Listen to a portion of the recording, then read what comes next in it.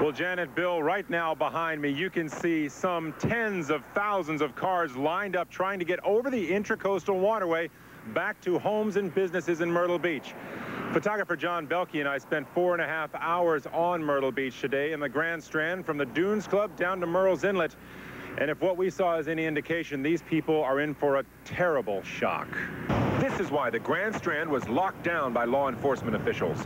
Houses in Surfside Beach, torn away from their foundations by Hugo's wrath, thrown across the road like little boxes.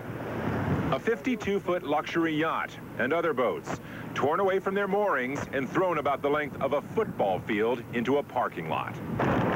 Last night, we showed you this pier in Myrtle Beach. This morning, it's gone. This is just like a bad dream come true, and it's just totally devastated. Riding in the back of an old pickup truck, we toured the Grand Strand from the Dunes Club in the north to Murrells Inlet in the south. It was like a police state. The Army National Guard is everywhere, heavily armed, driving their all-terrain vehicles. They are there to prevent looting and also to prevent injury by things like this: power lines draped over the roads, not to mention mobile homes draped across the roads, Jeeps lying in ditches, signs shattered in the streets, sailboats careened all across a golf course, underground parking decks submerged, filled with water. The storm spared nearly no business, nearly no home, not even the house of the Lord. Now, as we said, there are a lot of people lined up right now trying to get back to their homes and businesses in Myrtle Beach. What they'll find, there is no electricity and no water right now, but still, they're lining up by the tens of thousands.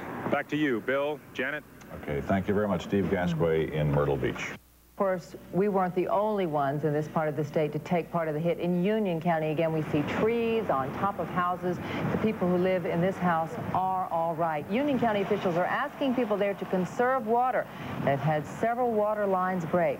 Signs, wood, and twisted metal line the streets of downtown Monroe. And then there are the chicken and poultry houses. Many were flattened. Poultry owners say they will lose about 40,000 birds. The storm also ravaged parts of Lake Norman. The 80-mile-an-hour winds were enough to sink nearly 40 boats at the Lake Norman Yacht Club alone. Even the ones that are still floating are severely damaged, and many of them are going underwater. Damage was also heavy at the neighboring All Seasons Marina. Damage on Lake Norman is estimated at more than $1 million. While over in Watauga County, flooding was the major problem. Heavy rains made these apartments in Boone look like houseboats. The driver of this red car had her trip cut short by high water, and these planes might as well have been submarines. Highway 321 between Boone and Blowing Rock was closed by rock slides, and this convoy of propane tanks are a floating tribute to the power of wind and water. We aren't sure exactly what to expect tonight. Darkness can bring on a whole new set of problems in a city that is almost entirely dark and without electricity. Officials decided not to impose a curfew here in Charlotte-Mecklenburg this evening. And that is one of the options that they do have when we are under a state of emergency, which, as we mentioned, we are. And we'd like to know how officials are going to keep the order here. They have set up an emergency management center, and that's where our Mark Becker is right now. Mark? Suzanne, this is where the decisions are being made tonight, and some of them being made even as we speak. Some will be released perhaps later tonight, early tomorrow morning. The mayor declared that state of emergency tonight after she got or this afternoon actually, after she got a chance to see the devastation and the damage really from the air. A view from Chopper 9 gives you an idea of just how widespread the destruction of Hurricane Hugo is. The police took their own helicopter up this afternoon, and officials say it gave them the best picture of the destruction as well. Now, they've been able to plan their answer to the damage by what they saw from the air. The first step, actually, is going to be clearing the streets. Second is going to be the garbage pickup and getting that back on schedule. And third is putting personal property back in order as well. Hugo gave us a new respect for hurricanes last night, and as we dig out today, perhaps he's giving us, some of us at least, a new perspective on life. Channel 9's Joe McCurry reports from Conway, South Carolina, on one family's thoughts as they dig out.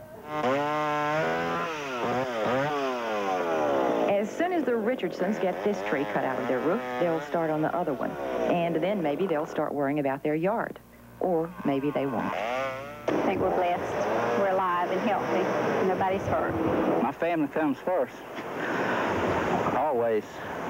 Like thousands of other people whose families just survived Hugo, The Richardsons know today that there are worse things than busted beams and flooded lawns. Worse things than the devastating power of what some call an act of God. Look, just a couple weeks ago, Mike Richardson had all the trees cleared out around the house, except for a couple that Cheryl wanted to shade the house. Last night, they fell. This morning, Mike and his sons had to cut them up, and Cheryl laughed. Beg him to leave those trees for me. It's not just the trees and the land they really thought of, they say, last night. Not the house, not cars and boats, but the people, the neighbors, the two strong sons, each other. The people made it through. They all I got. And if it takes a storm to make you see it, well, some do call it an act of God. In Conway, Joe McCreary, Channel 9 Eyewitness News. Friday night, 11 p.m., coping with the aftermath. 1320. Just take it in line to be dispatched now. As the radio barked out information, the officer on the corner turned cars away one by one. The square is still too dangerous and too open an invitation for looters, with broken windows and shattered glass everywhere. But if police have one thing going for them here, it's the fact that this is one of the few areas of the city that still has power. Several blocks away, though, it seemed almost a different world. In the shadows of Brevard Street, officers David Lynn and Craig Davis answered a call. Possible looters in the wreckage of the Army-Navy store. Well, we've got several burglar alarm calls today already, and we've worked one accident already, so most of these buildings down here, the burglar alarms are out, so we're patrolling trying to prevent looting or breaking and entering. This call turns up nothing, as most tonight will. A little bit later, another call, this on Wilkinson Boulevard. Here, the only light comes from the spotlight on Officer Jim Massey's car. It's a trophy shop with a broken window, possibly storm damage, he says, but just one more suspicious call, of which he expects more than our share. I think tonight will be triple the normal calls. For 2 days now, we've been bombarded with the destruction and the heartache of Hugo. It's enough to make you wonder why anyone would want to live at the beach. Well, today, in the exodus of people back into Myrtle Beach, Joe McCreary found some answers. One day it's paradise. The next day, paradise lost. Oh, my goodness. Yep, all the roof's gone. I just was dreaded to come back because I had seen what it did at the Hazel.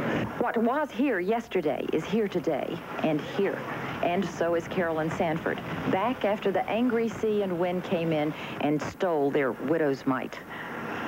It's not so bad. I just lost the roof off my porch and my swing and my trees and mostly my yard I resent. For 49 years she's watched the sea here. She has a deed, but the sea has prior claim and awesome power, but that's okay. Oh, I'm not going to move. My husband died 2 years ago and the children love it and they come to see me and I wouldn't leave for anything. And I love it anyway. So what if in 1940 the beach was wide? So what if just last night she lost her dunes? And the children who used to love to come here grew to be these men who help her now. I just like to be here, and I like to look at it. The ocean is like a devilish woman. She's never the same. And you just look at her in the morning, and she'll be calm. And by afternoon, she's just a mess. And some nights, she goes on a rampage. Yeah, she does. Under all the rubble and the chance the sea will rage again, to some, it's still paradise.